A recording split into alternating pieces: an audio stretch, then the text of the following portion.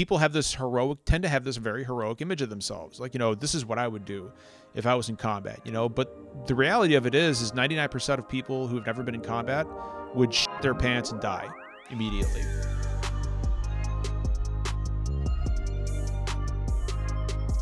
John Phipps, welcome to the show. Hello, how's it going? It's going okay. Like I said, it's been a chaotic day here with internet issues. I'm traveling tomorrow to Tennessee to shoot something, so it's been I've had a bunch of issues with my gear as well. I was like screwing in something to a Pelican case earlier, and the screws went through the case, which, good times. But that's such is life, and travel never goes as expected. So, and nursing a cold, which I don't think is COVID because I'm testing negative, and then it's not the flu either. So it's good times. Well, I hope you get over it soon, man. Thank you. So you're here because we wanted to talk a little bit about sort of the bigger relation, coming off the 4th of July, obviously a very patriotic moment. You are an ex-military person yourself, and you've spoken a lot about sort of the relationship that exists between gaming and the military and the way that the military uses gaming more broadly. I don't have super strong thoughts about the activations as maybe some of the other people in the gaming space do. I do think that I have some thoughts about military using sort of more predatory recruitment methods, et cetera. But I want to, before we kind of dive into what I think about that, I want to ask, sort of what is your broader stance on what has been going on, especially in the past, 5 years with the military using gaming to recruit, et cetera? I mean, honestly, the military using video games to recruit is not like a recent phenomenon. I mean, you look as far back as things like America's Army. Which I think came out early to mid 2000s, I want to say something like that. And of course, the armies, would say, oh, this isn't a recruitment tool, with a wink and a nod. And, it's just a game about what, the U.S. Army, but it's in no way a means to recruit anyone. That being said, there's definitely been a push recently within the past 6 or 7 years for gaming. Gaming has become a key method for the U.S. military, specifically the Army, to recruit. They've got an esports team now, right? And I've seen them. I've seen the booths at PAX East and West, and they've got a large presence there. And I had asked myself what was kind of causing this shift, right? Because video games were always here, right? Back in the 90s, right? Back, you had Super Nintendo, then the PlayStation, N64, Dreamcast, PS2, Xbox, PS3. Why video games have been around since in their prominent state since the mid 90s till today, and what is with this recent push. And I realized I'm 42 years old, so had I stayed in the Marine Corps, I'd be up for retirement this year, which is really weird to think. But 2, I'd be an E8 or an E9 at this point, right? Master Sergeant or First Sergeant or Master Gunnery Sergeant, what have you. And the guys in charge of recruitment are like me, right? They're my age. They a lot of these guys grew up playing games just like I did, and they know the compelling nature of gaming, and they are aware of just how integrated into the cultural zeitgeist gaming is. And so, this new generation of recruiters is basically me, right? Guys, men and women with a real love of video games, who grew up with them and are looking for ways to up their recruitment quotas and get those numbers up. Because in recent years, the Army has had difficulty hitting their recruitment goals.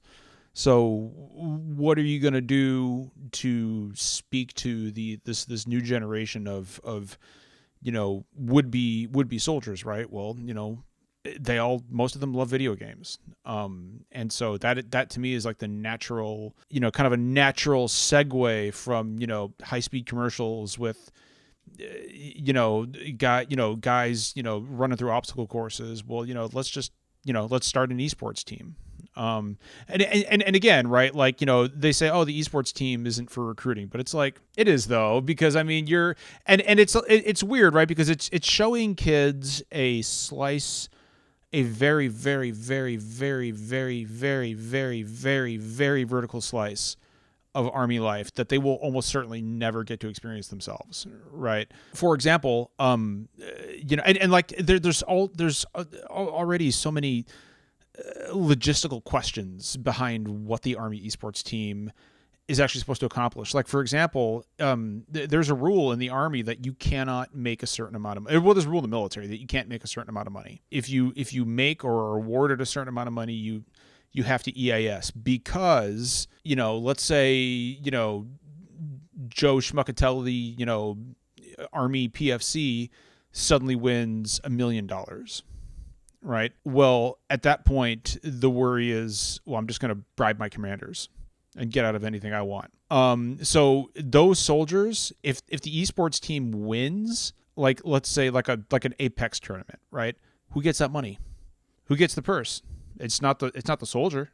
I guarantee it. So does that money just go to the Army? And in turn, what do they use that money for? These are questions I have asked, and I have never gotten a satisfactory answer for it. I have a sort of a personal touch in multiple different ways to the benefits of military service or potential benefits of military service. So, my granddad was a World War II Navy veteran. He recently passed away a few months ago, but he grew up very poor. In Georgia, his parents were farmers. They didn't really have a whole lot, and he had 6 siblings. He was one of 7.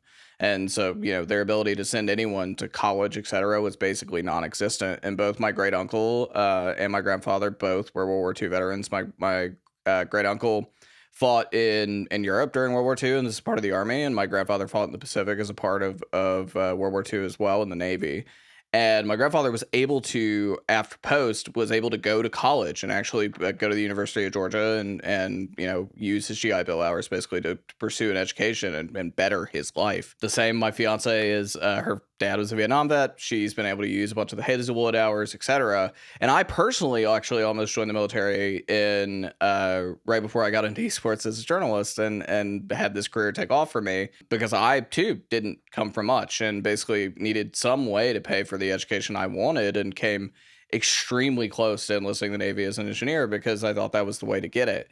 And I think on one hand, that's a great benefit, right? And I think for sure. And I want to clarify real quick. Like, I'm not talking to anybody out of joining the military. Like, there's I was in the military. I would not be. I'm very successful today. I would not be where I'm at without the military. And of course, every country needs a standing military. Like, it's kind of a requirement to be a country.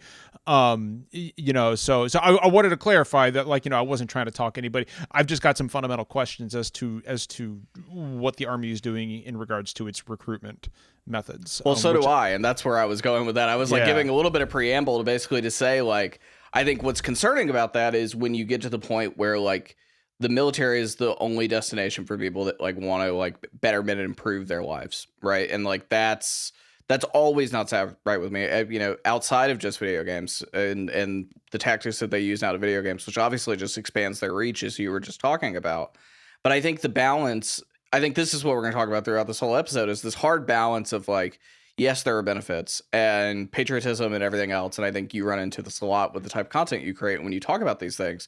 Is it's hard to talk and be critical about something like this without immediately people being super polarized about it, right? It's extremely difficult for people to have a nuanced conversation around, yes, there can be pros, yes, there can be cons, and finding the center ground, and we can talk about all of them openly. I think that's the hard part, right? Well, it's such a weird. So I've always wondered why the military is drilling down so hard on say video games when they could just tell you how easy it is. And I had some people get mad at me for saying this, but it's guys, as somebody who's been in the military, if you join, you've got it made. You got free medical, you got free dental, you got free food. You just go to the chow hall. I have friends in the military, they've never had to pay for a child being born. It's all paid for. They'll pay for your college. They'll pay for your room and board. Your chances, even during Iraq, your chances of actually going to fight and die were minuscule. If we're not in a war, then all you're doing is doing drills and training and living on base and getting plastered at Fast Freddy's every weekend. I game with some of those guys that are from outside of the Austin area that live in some of those bases and do exactly what you just described. It's I mean people act like joining the military is this massive sacrifice, right? But I'm here to tell you it's not. Like, yes, there are absolutely individuals who have sacrificed everything for this country. They've sacrificed their lives, and that should always be honored and respected and remembered. But that's less than 1% of people who act do you know how many people are actually serving the military right now? Like, I mean, most of them are just on base, living their lives, and they'll do some training. They go to the shop every morning. So talk about that stuff. Like, why are you talking about video games? Like, talk about all the shit that you're gonna get paid. Like, talk about everything that you're gonna get for free if you join the military. Like, I mean, dude, like, of course, yeah, I joined the military. Yeah, I'm gonna play video games in my free time. But nobody should be under the illusion that you're going to be on the Army esports team. You're not. To say that, oh, look, here's the Army esports team, you might have a shot. No, you don't. There's 8 or 9 people on the esports team out of the entire Army. And I guarantee you they are recruiting for the esports team based on physical appearance and bearing as opposed to actually being able to play a game well. Guaranteed, because it's a recruitment tool at the end of the day. And, when you're recruiting, you want the best looking people who are the most clean cut. It's been in the back of my mind for a while now. It's like, why not just talk about all the stuff you get if you join the military as opposed to an esports team that 99.999999999% of soldiers are never, ever going to get anywhere near. It's just weird. Yeah, I think the balance there too, though, is like it looks bad almost if you talk about the benefits of being in the military, like you just laid it out, right? Like if you are, defense spending's huge, right? In America, it's one of the biggest spending categories every time the Congress goes through a budget. And so like, if you're like, oh, like this is going towards training soldiers who are not in wartime, right? And they're just exactly what you just described, they're on basis. And sure, like if goes sideways and the country ends up in another war, there's like attack, which I think is very unlikely. I think the next major war for America will be cyber and not on boots on ground, or it's not. I mean, whatever. I mean, even if it were to be boots on the ground, there's absolutely no appetite for war in America right now. So like it's not going to happen for a while. Right. So, but then so if you're the PR person at the U.S. Army or the U.S. Navy or what have you, like, saying what you just said looks really terrible when it's like, oh, we're spending how many X number of dollars to be out of wartime, right? Like that's the problem that I think they run into. And so you have to if you're in their spot, you have to come up with like sort of more glamorous type. Yeah. Yeah. More glamorous type recruitment, etc. Can you walk kind of us and the listeners through how you think like what they're doing, especially with esports, and what the military is doing with gaming, how that differs from what they do with athletics? So, I mean, to be honest with you, I was a Marine, right? And we don't have we have the Navy football team, the naval, but we're not the Navy, right? Like we may be part of the Department of the Navy, but the Marines are the Navy. So, and I spent more time when I was in the Marine Corps for 5 years, and I spent more time deployed than I did at Lejeune. I'll say this: I've never really seen the military use sports as a method of recruitment. I just, it's not something that I've ever seen, because like not everybody is cut out to be an athlete. Besides, like, what are you going to do? Like join the Marine Corps and play professional Marine Corps football? Like that's not going to happen. It's something because it's something that doesn't exist. But more than that, not everybody is athletic. But most people these days, in their late teens, love video games. Like that's something that everybody can agree on. That's something, and you don't have to be in incredible shape to be really, really good at them, or to love them, or, whatnot, to be engaged in them. So, the military, specifically the Army again, is going to use the widest possible net they can cast. It's pretty clear that is video games in today's world. We focus a lot in this discussion on the Army because they're the ones that actually has the esports team that are fielding, actual players. They're not the only one that's done activations in gaming, though. I've seen the Air Force logo a whole lot around a lot of different various gaming-related events, some competitive, some not, right? The branded, Coast Guard some stuff, too. I haven't seen as much Navy as we've seen kind of the other branches. But I don't think you'll ever see the Marine Corps doing that. No. Granted, I do distinctly remember commercial advertising and the Marines like branding, not only just ads, but actually like branding events outside of gaming in the past. Plus, they used to have those incredible commercials about the knight on the chessboard was killing all the chess pieces, and then he transformed into a Marine in his dress blues, or like, you know, he climbed a tower, then slew a fire-breathing dragon, and like turned into a Marine in dress blues. So that's the kind of you know. And today it's like, you know, battles won and battles fought. Like, it's the Marine Corps is going to stick to what they know. They're going to stick to what they're good at, because the Marines are going at. I mean, to be quite frank, the Marines are going after a different audience than the Army. How so? I know what you mean, but for people that don't, can you explain? So the Marine Corps is the smallest branch. At any given point, there are, I don't know how many Marines there are now, but at any, like, you know, at any given point, there's like anywhere from 150,000 to like maybe 175,000. It is a small branch. And you know, there's a sense of, and again, like, speaking as somebody who was a Marine, there's a sense of elitism there. Like, you know, we are the best of the best of the best, sir, with honors, you know, as Will Smith said in Men in Black. The Marines are going to focus on those kids who just want action, right? Like, you know, that first to fight, devil dog, you know, hard charge and oorah, you know, born to kill stuff, right? And like that is what the Marine Corps is after. The Army is more focused on individuals who want to, you know, like, you know, maybe get college paid for, you know, do 4 years and get out and, you know, like, you know, I've learned a trade now, and obviously obviously it's the U.S. Army, like, you know, there's a huge combat aspect to that as well, you know. But the Army, it's more of this is a lifestyle. Like, you know, this is a big, like, you know, you can, you know, this is a career, you can retire doing this and get your, you know, you get benefits and all that stuff. The Marine Corps is like, if you want to be a badass, come join the Marine Corps. And that is very, very appealing to a certain, and which is why they're never, like, the Marine Corps is just never going to have anything like an esports team. They're never going to have anything. They're never going to use video games as their primary means of recruitment, if at all, ever. It's just not something that the Marine Corps is going to do. The Marine Corps is marching to the beat of their own drum, no pun intended. Ironically, though, I think some of the competitive breed, like, you know, some of the way that people breed their, like, competitive spirit in gaming, you know, is probably a pretty natural fit for the Marine Corps in a lot of different ways. Yeah, probably is. Yeah, I've met a lot of Marines, and a lot of, yeah, exactly what you said. That's why I knew exactly what you meant when you said it, that, you know, it is a very, like, competitive, hard drive, like, hardcore. I think hardcore is the most apt description word. Like, it's, yeah. Well, and there's a reason that there's a reason that it's still the few, the proud, the Marines, and that has not changed, right? Like, the Marine Corps has no interest in being anywhere near the size of the Army or any other of the service branches. The Marine Corps is small for a reason. We've seen some Marines get in trouble for the ego part of that too, like, you know, acting out because of the way that they carried themselves and hold themselves to account.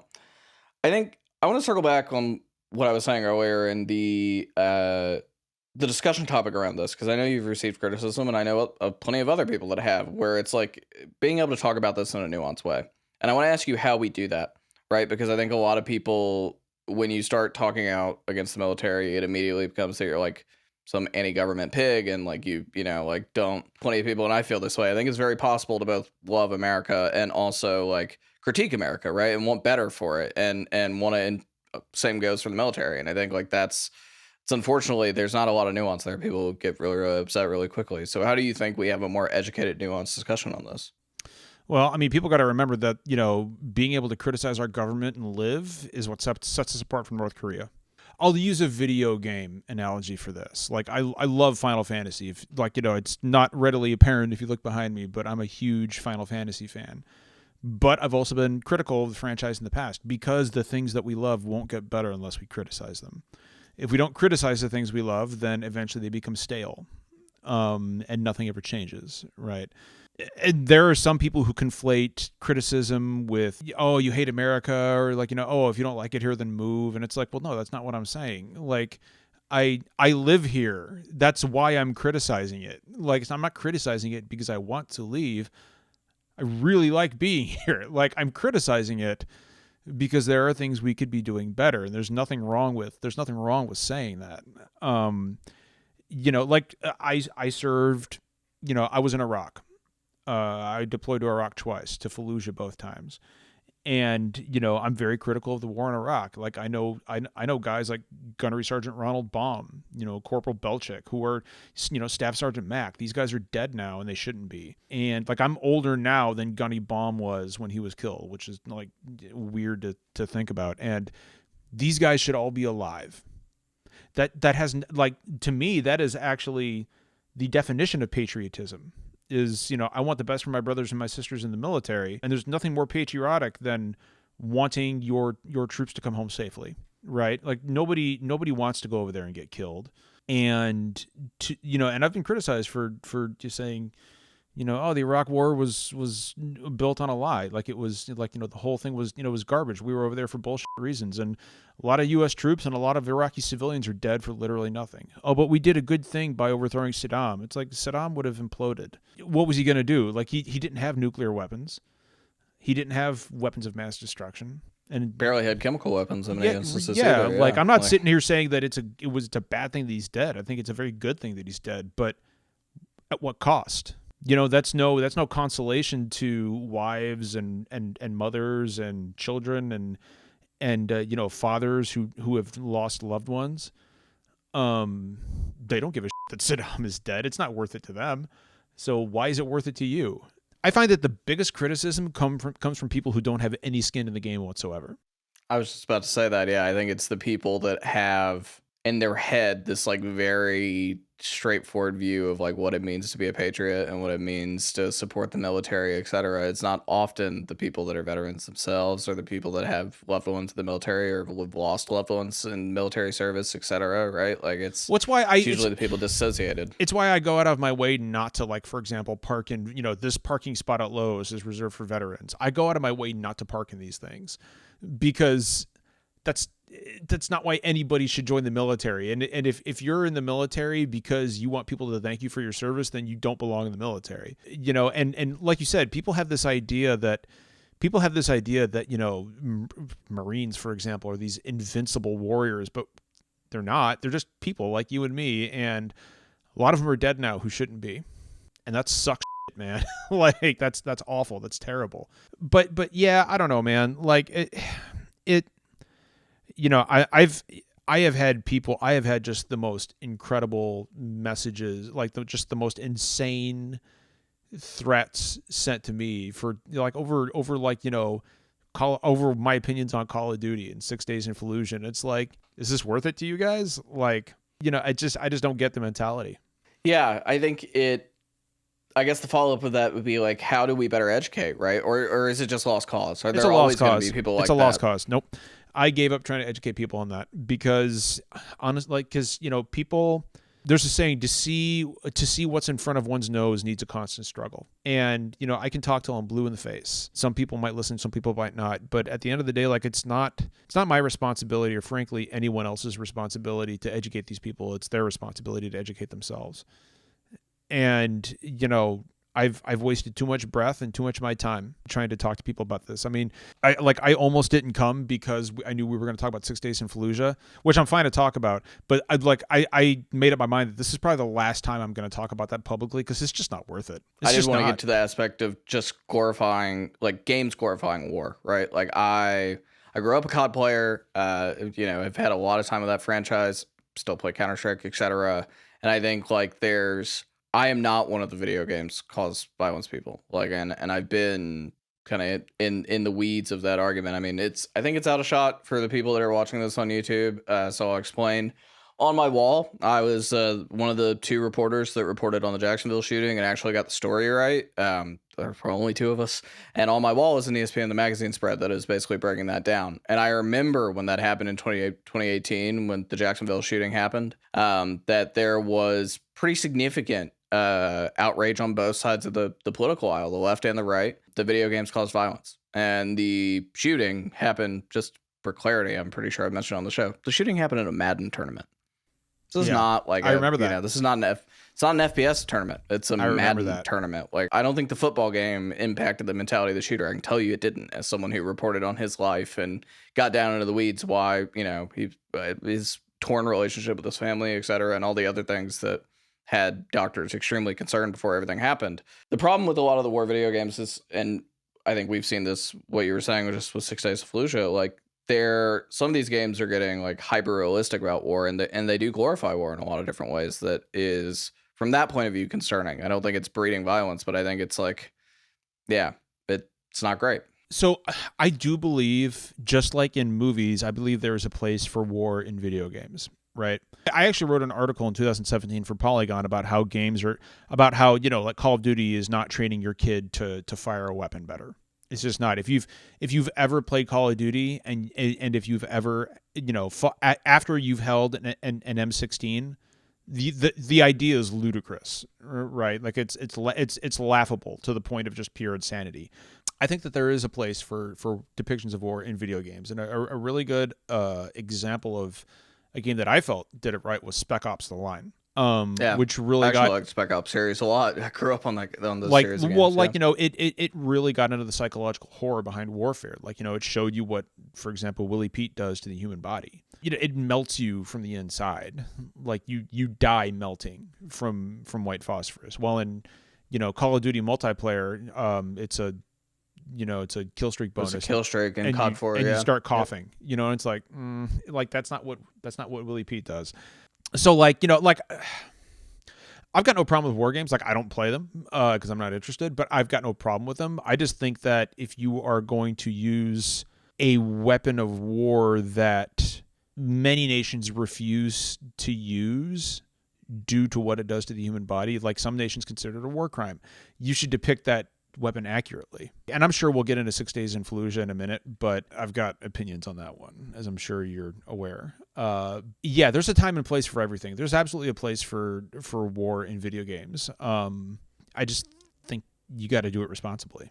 I'm concerned not because they inherently cause violence. I've thought about this a lot. We've had some people that have done some really good reporting on this, and we had Rachel Coward on the show previously as well, who's talked a little bit about extremism and its linked to video games as well, and she's done some critical work around that. Did you say Rachel Coward? Yes. Yeah, good friend of mine. We love Rachel. Good friend of mine. And she was a fantastic guest. Go for the people listening, go back and listen to that episode. It was September or October. It's somewhere back in the feed. You'll find it. But what concerns me now is not that the war games cause, like sort of wishful thinking of going to war. I think that's always been a bullshit line. I think what concerns me more broadly about gaming and extremism is that, like, and it can be any game. Like, this happens in Roblox. It's been well documented that this happens in Roblox. Is like people who are mentally unwell in many cases finding sort of places where they can become radicalized in communities. This is not exclusive to video games. This Minecraft is bad for that, actually. Yeah, it's like, people go on to 4chan or 8chan and they find the same type of stuff, then they're just now finding it in video games, and they're finding their, like, welcome community, places like Discord, etc., who has done an awful job. I'm on the record, like, criticizing Discord a lot for their lack of moderation, because they're very much like, we don't interfere in people's, like, private servers. And I was like, haha, that's great. What if they're talking about, like, hate crimes and killing people and everything else, like, in a serious manner, right? Like, that's probably should moderate that. You probably should deal with that. Like, I think that's probably fair. And I've brought it up on the show a few times, like the Buffalo shooter is a pretty awful example of exactly just that. Was using Discord as, like, his personal journal to talk about what he planned to do during the Buffalo shooting, and how he was going to, mapping it out. Basically, nobody else was in his Discord, from my understanding, but, like, was using it basically as a journal to make the plan out of his attack.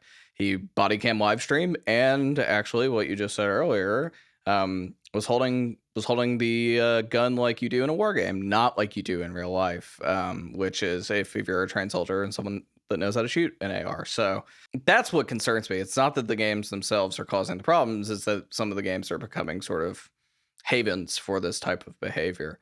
And I think finding the balance of how to moderate that is really, really tough. And there's really no way to. I mean, because once you start... It's whack-a-mole. Right. And there's also like, let's face it, there are First Amendment considerations to consider here as well, right? Like, you can't police this stuff too hard, because then you really start getting into freedom of speech violations. Because video games are protected. Not only are video games a protected form of free speech because they're art, we can monitor these forums and stuff, and like you can listen to chatter and talk, but until something concrete happens or you have actual evidence, that's still all it is just talk. And that's the problem with trying to police this stuff, right? Is that it makes it extremely dicey from a legal standpoint. It's the same issue with social media too. Yeah. It is public, and people are in many cases posting, but like, with Section 230 and responsibility and everything else that a lot of the social media platforms have, I think it's this constant, like, it's way too much information for any like FBI type agency to even like scroll it, right? Like, it's just, and they're ill-equipped to do so because they just don't know these spaces as well as they maybe know some others. Like, it's incredibly difficult. And I think that's my concern with games. It's not that the games are causing murderous ideology, etc. Like, that's and that's what I ran into when I was reporting on the story in Jacksonville. Was a lot of people were using that rhetoric that the games were causing violence, and it's like, there's really no science to prove that at all. So. There's nothing. Yeah, there's nothing. Yeah. All right, let's talk 6 Days in Fallujah though, because I know you're dreading to talk about it, but it's no. I mean, it's important. I'll give a little bit of, it's an important topic. I want to give a little bit of context to the listeners. 6 Days in Fallujah is a wartime game set during a series of battles in Iraq, and has gotten some real criticism lately because it hit early access on PC, and it is hyper realistic in a way that I think, like, Call of Duty, etc., even Counter-Strike, like, aren't. And I think some people would consider those realistic in air quotes. John, thoughts on everything in general with the game? So right off the bat, so I know a couple people who have played it in early access.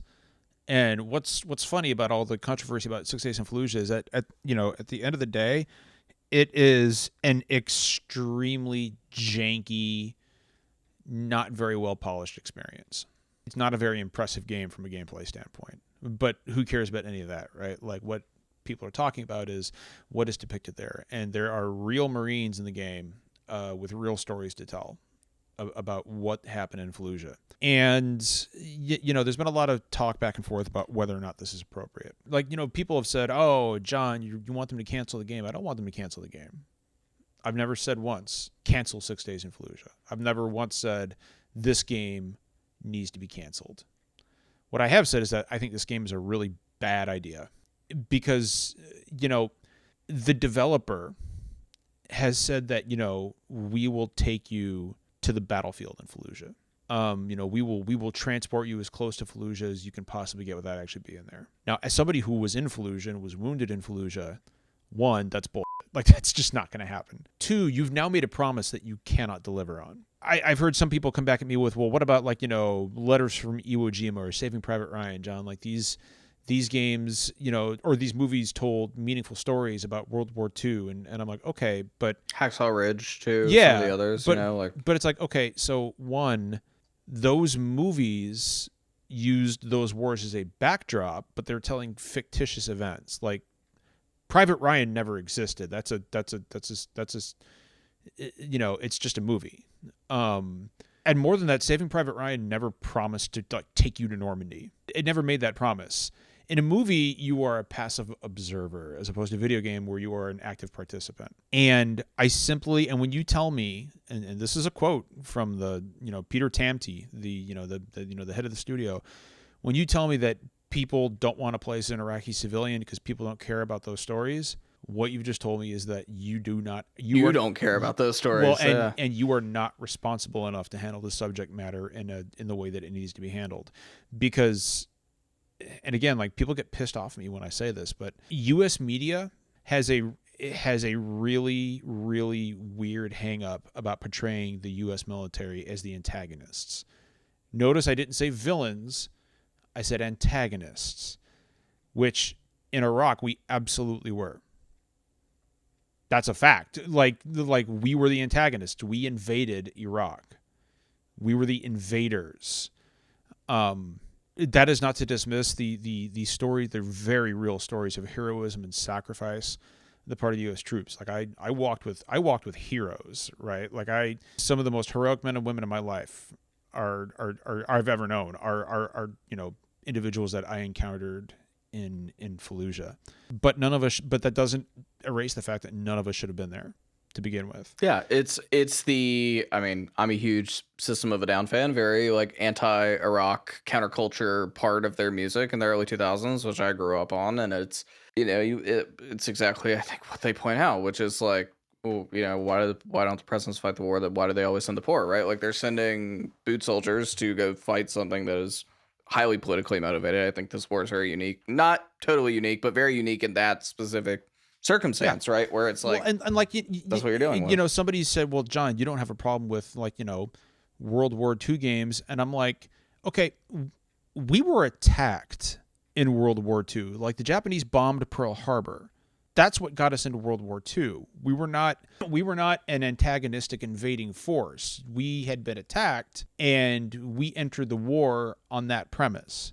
Had the Japanese not bombed Pearl Harbor, we may never have actually had troops involved in World War II, and things might have gone very differently. Iraq did not attack us. They just didn't. And again, like you can argue all day that Saddam being dead is a good thing. I think it is a good thing. But if you are going to make a game about what happened in Fallujah, you have to, for example, tell the entire story. Like we were responsible for some atrocities in Fallujah. There were some U.S. troops who committed real atrocities, war crimes. These are documented. And, are you going to tell those stories? No? Oh, why?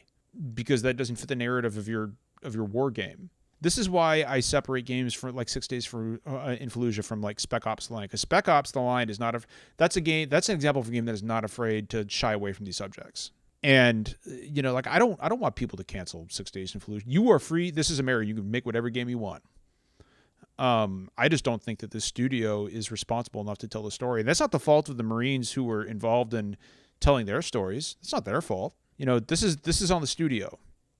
Because a really interesting quote, and something that actually the very first thing that set my alarm klaxons wailing about this was when somebody at the studio, it might have been Peter Tamte again, when he said, we're trying to make an apolitical war game. And I'm like, oh, come on. Like, war is inherently political. War is politics. You cannot, like, what does that even mean? You can't make an apolitical war game. What do you think? Two nations just decided to go to war because they had nothing better to do? That's not the reality of war. So when you're telling me that you're making an apolitical war game, what that tells me is you are making a war game that you don't want people to mistake for as being quote unquote woke.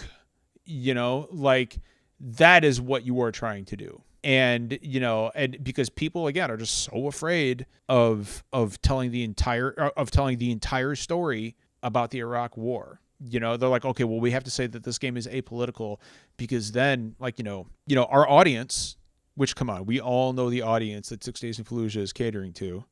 Our audience is going to think that, if we focus too much on Iraqi civilians or the things that the U.S. military did bad, people might think our game is woke. And we can't have that. And so I'm telling you right now, that is the reason for a lot of this stuff. Why do you think there is that inherent desire to glorify American military action? Because it makes people feel badass, especially people who have never served. Like, the guys, like the Marines telling their stories through 6 Days in Fallujah, I guarantee you aren't doing this because they think they're badasses. They're doing it because they want to tell their stories, and there's nothing wrong with that.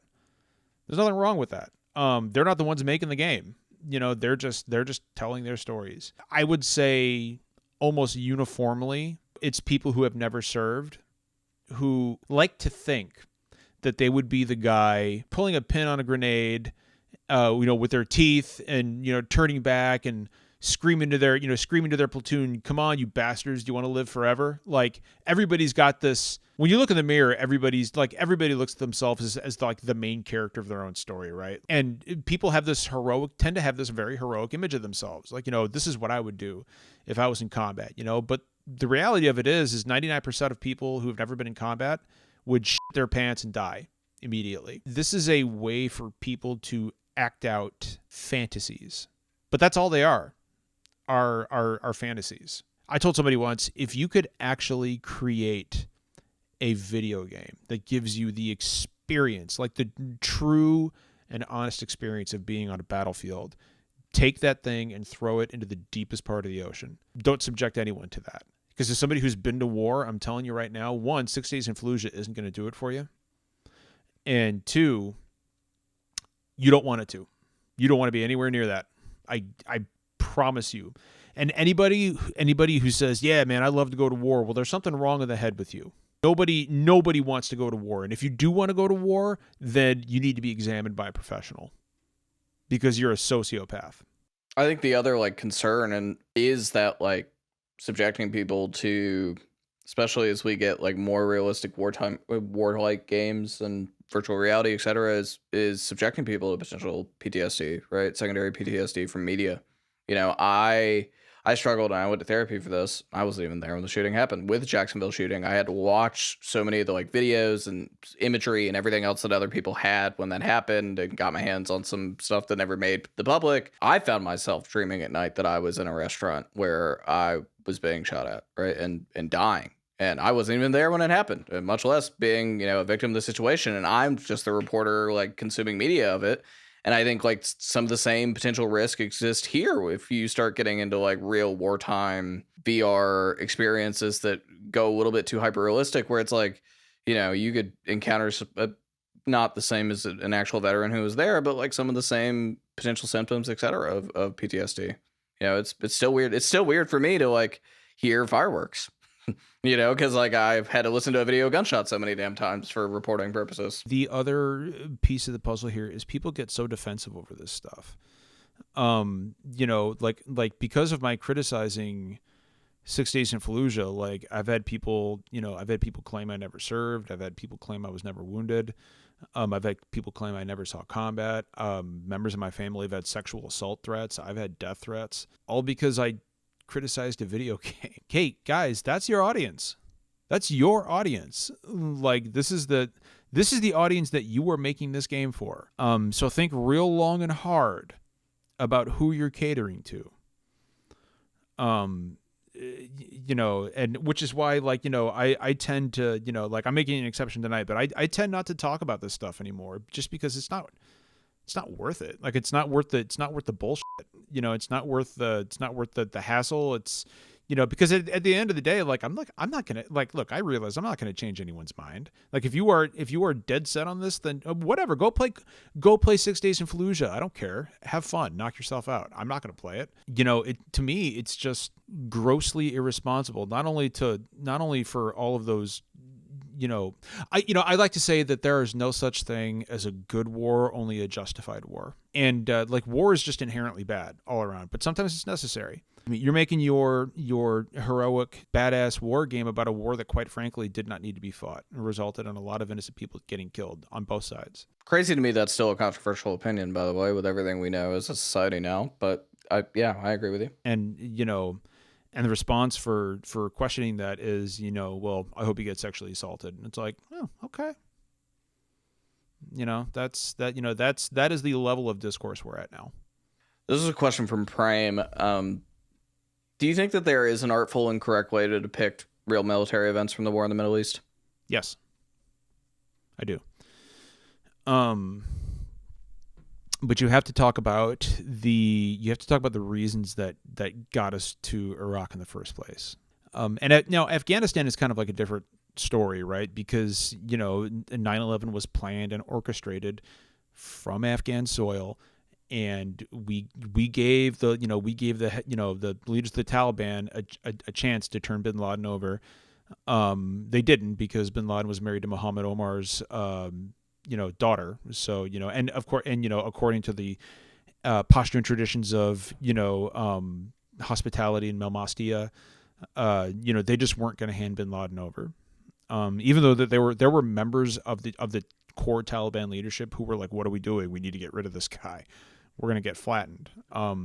Afghanistan is a different story altogether, right? Like you could make a really, really good game about Afghanistan because we were there for it. We had a clear moral imperative, in my opinion, in Afghanistan. Now, we might have completely screwed up the end game, which we did, but we were there because we had to be. Iraq is a different story. So making one game, just like you cannot compare, for example, counterinsurgency tactics in Iraq and Afghanistan because you're talking about two completely different cultures. So too can you not compare games set in Iraq and Afghanistan because you're talking about two completely separate wars. And it's all under the banner of the war on terror, but Operation Iraqi Freedom and Operation Enduring Freedom are two completely different things. And you can't take the lessons you learned in Iraq from, for example, a counterinsurgency perspective and apply those to Afghanistan. And I would say the same, goes to depicting those conflicts as well, be it in games or media. If you're going to make a game about Iraq, in my opinion, you have to tell the whole story about why we were there. I feel like if you're an artist and games, if we believe games are art, then developers are essentially the artists. I believe that you have a responsibility to educate people with your art and to, wield your brush responsibly. And I just don't feel like that's being done here. I think you could say the same about film and television in many instances too. Yeah. I mean, even in the, I think there's more media concerning, at least to my naked eye, media concerning the Afghan war than the Iraqi war just in general, especially in the fictional space. Think of all the various different films, etc., that have been created, TV shows that have been created around events related to Al Qaeda in Afghanistan versus Iraq. But yeah, I think just generally, it's really, and I think this is part of what people are criticizing 6 Days in Fallujah a lot about, is that it's a very American perspective on everything. But and and the other thing is I'm sure I am not the only veteran who's critical of 6 Days in Fallujah. No, you're not. No, by a long shot. But there's no point in getting mad at any of us, guys, because we're not going to stop the game from coming out. It's out. It's out in early access right now, so we can take big fat dumps all over the game all we want. The game's coming out, and nobody even wants to try to stop the game from coming out. That's not what this is about. So relax, guys. Relax, everyone. It's not that serious. We can kind of end on this subject. This show, Visionaries, is around a lot of bigger ideas. We talk a lot about the internet and the way that the internet changes various different things in our lives, and we've been doing that for the past year since we launched the show in July of last year. And the one thing that I've always thought about, and I've been thinking about this increasingly more and more and more, especially as it comes to the U.S. pulling out from Afghanistan, is the way that social media has impacted news consumption, discussion around war, etc. It's not, war criticism is not new, right? Obviously, right? Counterculture, etc., and around Vietnam in particular, etc. But I do think that social media has inherently changed the way that we talk about it in the discourse, and it's made it in many ways much more nasty. And sort of when people speak out, as you were talking about, people threatening you, threatening your family, etc., trying to remove the credibility and strip you of the credibility that you earned in your service. Can you talk about that a little bit and how you think it's changed the way that we talk about these, how social media has changed the discourse around these topics versus maybe the way that it did pre-internet age? Well, I think the big difference is that, with the advent of social media, like in 1994, right? If somebody wrote a news article about whatever that you didn't like, you could throw the newspaper away. You could write a letter to the editor or something, be like, yeah, I thought your article sucked, go to hell. But these days you can respond directly to the author of the article within seconds. You can retweet them and flood their mentions full of hate if you want to, over something as simple as a disagreement on fundamental issues. And so, the advent of social media, I think has really made not everyone, but a lot of people afraid to really speak out because nobody wants to deal with harassment, right? Nobody wants to deal with death threats. Nobody wants their DMs to be full of, vitriol and racism or bigotry or homophobia. Nobody wants any of this stuff. And, with social media, people really have to make a choice these days about, I feel like people were far more willing to be critical and open about things back in the days of like, black and white newspapers, because the repercussions were like, oh, I got some hate mail, I'm just not going to read it. Well, like on Twitter, you don't have a choice. Like, you're going to see it. There's not a whole lot you can do to stop it. These days it is very easy to find out where people live. A lot of people do this simply because it's fun to them. Online, there are very few repercussions for engaging in this kind of behavior. Social media has been just a complete net negative for, people who might have been willing to speak out on something 10, 15 years ago. Now, granted, there are people who aren't going to be deterred from that. Like, I'm going to continue to say what I say, and I don't care what anybody else thinks about it. But, that doesn't make me braver than anyone. It just, makes me stubborn. I think there's a general reluctance, a growing reluctance to kind of put your thoughts on a particular matter out there that might be controversial, simply because, you're going to get a billion and one, quote unquote patriots in your mentions who think you're a commie traitor, or, oh, it's a socialist, it's a Marxist, without any real understanding or knowledge of what these terms even mean.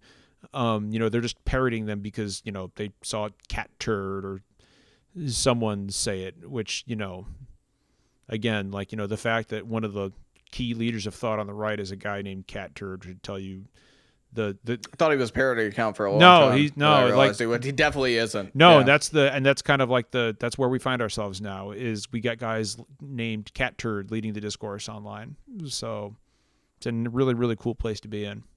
Well, John, thank you for coming on the show. We appreciate it. Where can people find the work that you're doing and the discussion you're sharing? You don't want to do that. But if you do, yes, we do. And I think people enjoyed this discussion. So you can follow me on Twitter at MagitekDad. MagitekDad. Dad. But I would rather you go follow at official SDGC. We're on Twitter and on Blue Sky. It's a weekly live podcast every Thursday at 9 p.m. Eastern Standard Time on twitch.tv/official SDGC, where we talk about all the latest gaming news. We are sponsored Square Enix content creators, so we do a lot of content creation surrounding Square Enix games. And we also have a Discord community with over 400 people in it that's always very active. So we've got a nice little community. Yeah, we definitely lean very progressive. So if that's your cup of tea, come check us out. Well, we appreciate you being here and spending time with us for the past hour, and for being flexible with your schedule. John, thanks for being here. Hey, man. Yeah, dude, no problem. It's my pleasure. Thanks for watching Visionaries on YouTube. For more content, please subscribe to the Overcome channel.